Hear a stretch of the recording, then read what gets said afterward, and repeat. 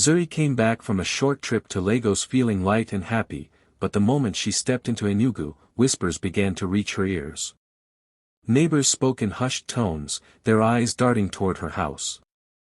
Her heart sank when she learned the truth.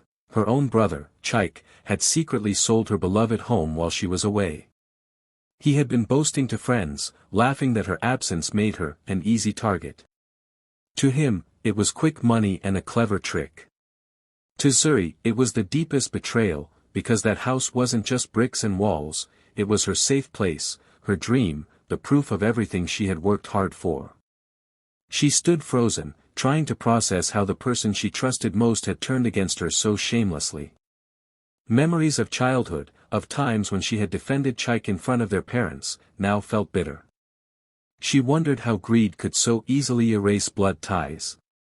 But beneath the pain, Zuri felt something else stirring, resolve. Chike thought she was blind and powerless, but he had no idea that she had been one step ahead all along. The whispers around her grew louder, carrying stories of Chike's bragging, his plans to buy luxury cars with the money. Everyone expected Zuri to crumble under the weight of the betrayal. Instead, she straightened her back, her silence sharper than words. She would not scream or beg. She would let the truth and the law answer for her. The house Chike tried to sell was not just an ordinary house. It stood tall on land with a deep history, a land tied to an old government contract that most people in the neighborhood didn't even know about. Years before, Zuri had quietly worked her way through papers, contracts, and long meetings to secure it. She didn't shout about it or brag, because she had learned that some blessings are safer when kept quiet. The program that helped her get the property was one that placed certain houses under federal protection. That meant anyone who tried to tamper with the ownership or sell it without the proper clearance would be walking straight into a legal trap. But Chike didn't care about history or details. He never read fine print in his life. For him, every page of a document was just another wall between him and fast money. He only saw the shining picture of quick cash in his head. In his mind, Zuri's house was easy to flip. He believed nobody would ever ask questions as long as there was a willing buyer with deep pockets. He bragged to his friends about the deal, laughing loudly, imagining himself cruising the streets of Abuja in a brand new luxury car. What he didn't know was that Zuri had taken her time to protect the house legally, layer by layer, like someone locking doors inside a fortress. She had filed documents in secret and made sure that her ownership was tied directly to the federal program. Chike thought he was clever, but every step he took was like walking into a trap he couldn't see. To Zuri, that house was more than property. It was the fruit of her discipline and patience. It was her pride, her proof that she could build something solid in a world that often tried to push her aside. She remembered the late nights, reading through heavy files, making calls, and carefully placing her name on every important document. Nobody in her family knew how much work she had poured into it, and she never explained because she didn't need their approval. So when Chike went ahead with his shady plan, he was digging his own grave without knowing it. The very papers he ignored were the ones that would expose him.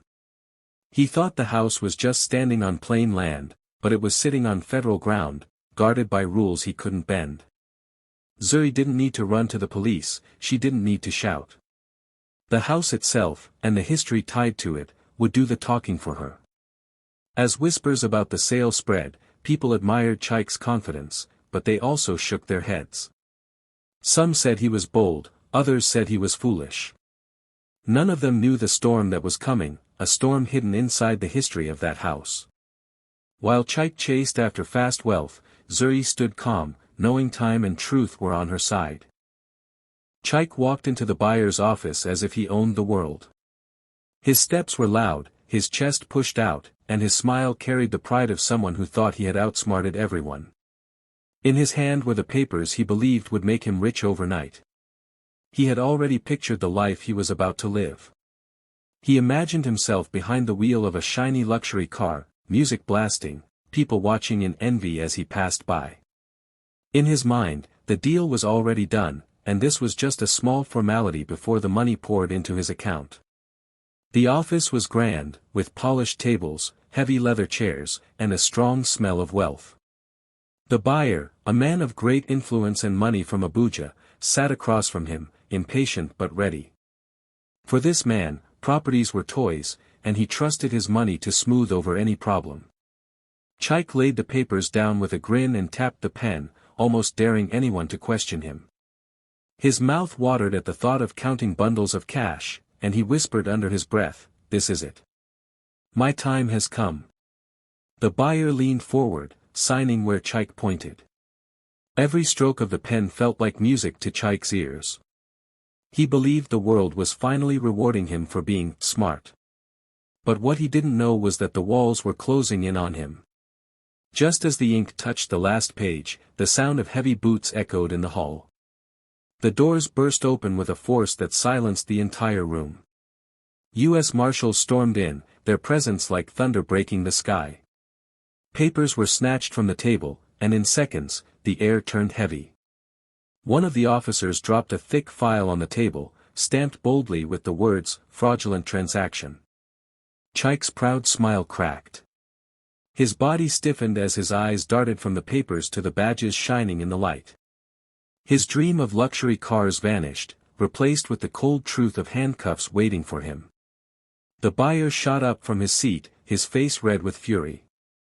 He had been tricked, and worse, his name had now been dragged into a fraudulent deal. He shouted, nearly lunging at Chaik, but the marshals pulled the men apart before chaos broke out. Chaik tried to talk, tried to explain, but his words stumbled, sounding weak against the pile of evidence. Every signature he had placed on those papers was now proof of his crime.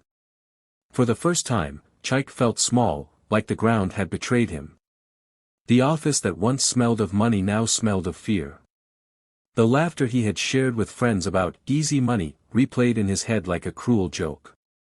He wanted to run, but there was nowhere to go. The trap had closed, and the law had caught him exactly where Zuri knew he would fall. Zuri had always known her brother's ways. She loved him, but she was not blind. Chaik carried greed like a badge of honor, always chasing shortcuts, always believing the world owed him something. So when she prepared for her trip to Lagos, she thought carefully. She looked at her house, the land, and the papers, and she felt a small chill. She could almost hear Chaik's voice in her head, whispering of fast money, quick deals, and the kind of arrogance that made him think no one could ever catch him. That was when she decided to act quietly. Without telling anyone, not even her parents, she went to the authorities and filed protective documents. She explained everything with patience, making sure her home was fully secured under the federal program. By the time she left town, her house was wrapped in laws so tight that anyone who touched it without her consent would be walking into their own downfall. Zuri did not need to argue with her brother or warn him. She knew if she spoke, he would laugh and call her paranoid, or worse, weak. So she stayed silent and let him believe she was careless. What Chaik didn't understand was that silence can be stronger than shouting. Every line he signed, every false claim he made on those papers was not a victory but another knot on the rope he was unknowingly tying around his own neck. While he boasted to friends about cars, wealth, and how easily fooled his sister was, Zuri kept her peace. She didn't run around defending herself or explaining.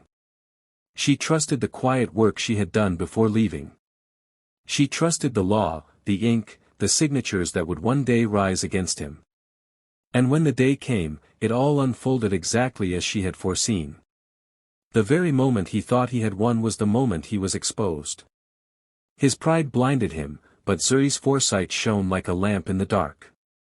She had planted a trap not out of revenge, but out of self-preservation. She was tired of being the sister who always forgave, always covered his mistakes, always carried the burden while he reaped the gains. This time, she chose to protect herself instead of protecting him. The beauty of her plan was that she didn't have to lift a finger when it all came crashing down. She wasn't in the office when the marshals stormed in.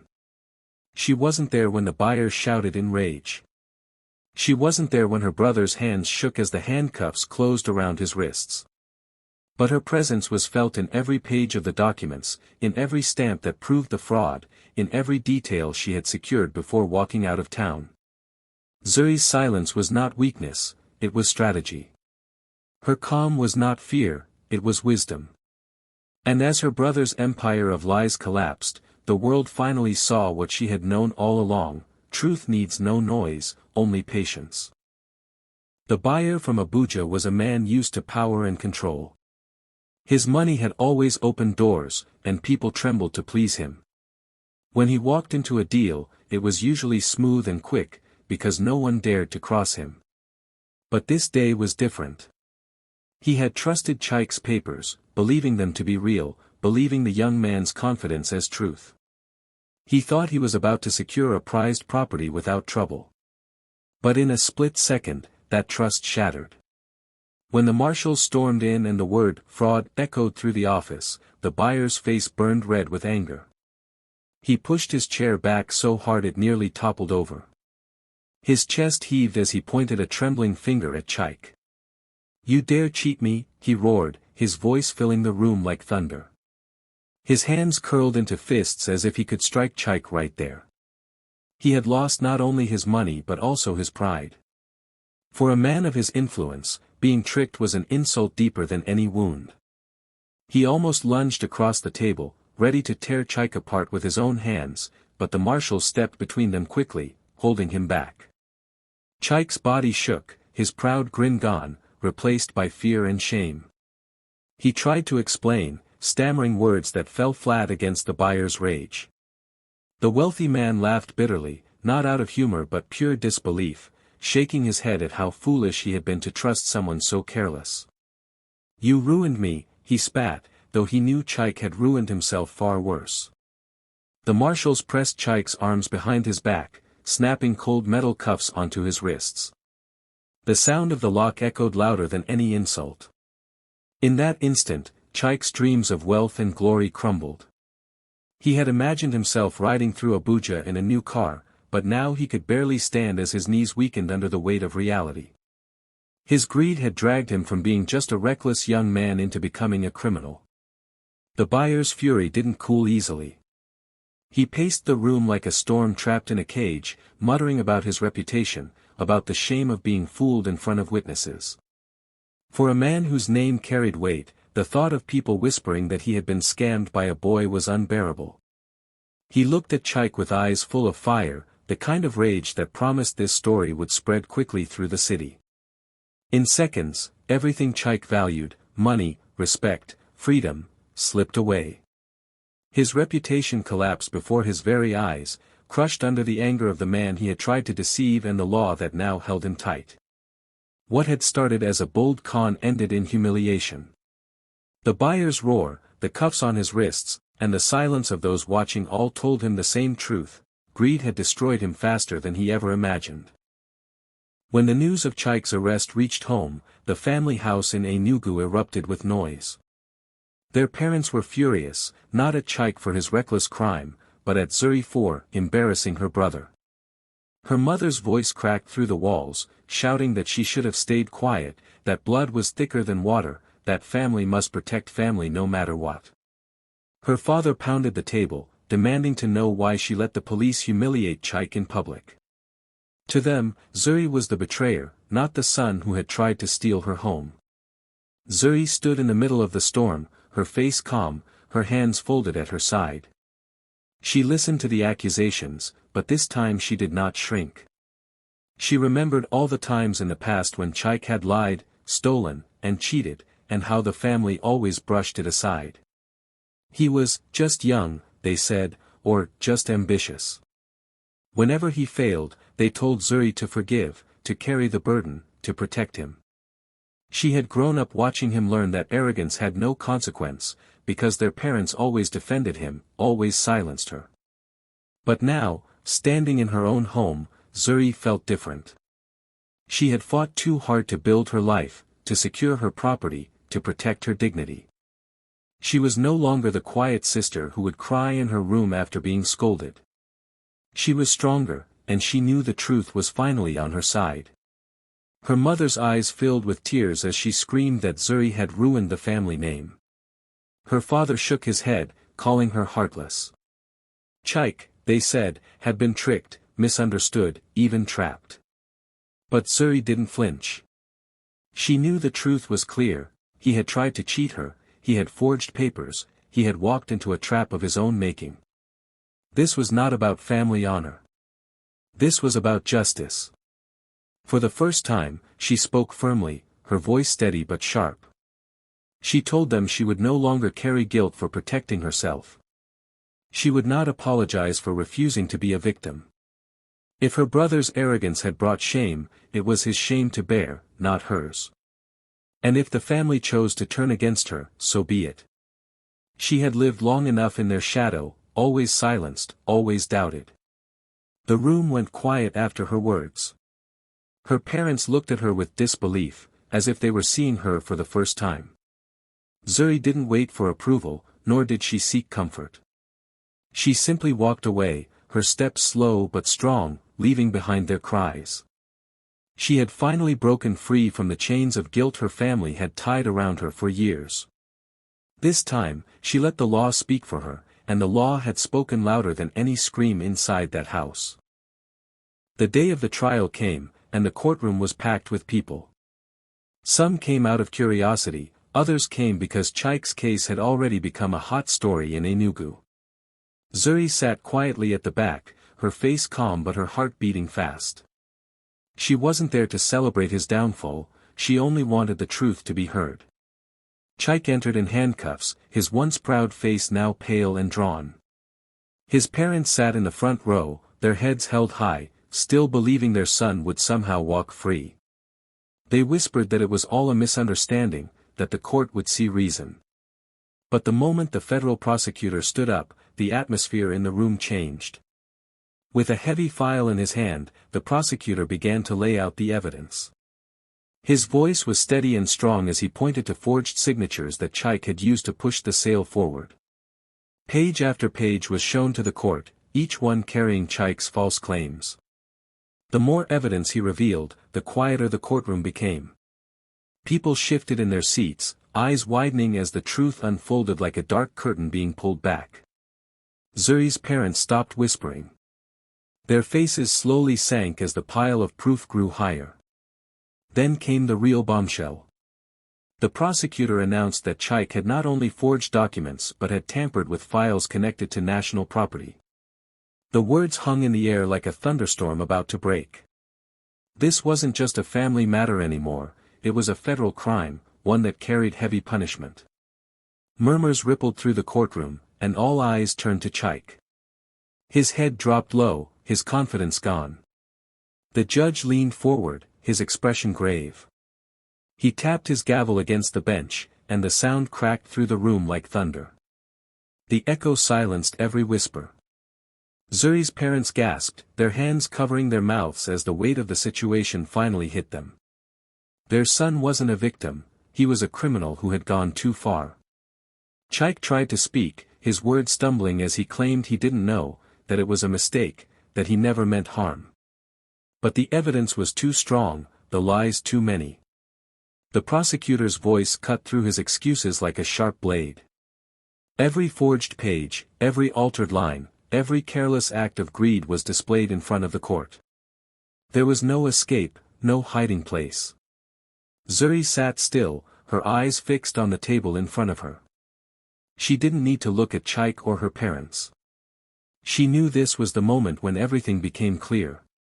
The truth had spoken louder than her silence ever could. And as the gavel struck once more, the sound of justice filled the room, sealing Chaik's fate. The courtroom slowly emptied, whispers filling the air as people shook their heads at what had just unfolded. Zuri remained seated for a moment, her hands resting on her lap, breathing deeply. She wasn't smiling yet. She felt the weight of everything, the betrayal, the trial, the family's anger, pressing against her chest. But she also felt lighter, as though a heavy stone she had carried for years had finally been lifted. When she finally stood, her steps were steady, her head held high. The house was still hers, but more importantly, her dignity was untouched. She had fought quietly, and the truth had spoken for her.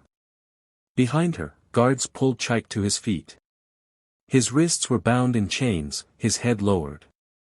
This was the same brother who once called her weak, who mocked her patience, who believed she was too soft to ever win. Now he was the one dragged away, his pride crushed, his future shattered. Zuri didn't gloat. She didn't need to. Watching him being led out was not sweet revenge, it was simply justice. As she stepped outside, the sun hit her face, warm and steady. For the first time in a long while, she allowed herself a small smile.